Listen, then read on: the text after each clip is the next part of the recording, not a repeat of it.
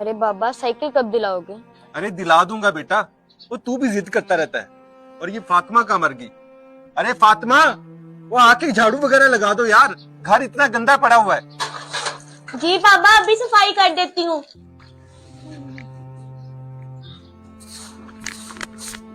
अरे फातिमा, तू यहाँ पे झाड़ू लगा रही है और मुझे इतनी जोरों से भूख लगी है, चल जा मेरे लिए खाना लेके आ। जी बाबा अभी लाई। अरे बाबा साइकिल का क्या हुआ? अरे दिला दूंगा तुझे साइकिल, तू भी हर टाइम साइकिल साइकिल ही करता रहता है। चलो अंदर। पापा अब बहुत दिन से कह रहे हैं मुझे आज साइकिल चाहिए ही चाहिए। बेटा पैसे आने दो, मैं आपको साइकिल दिला दूंगा।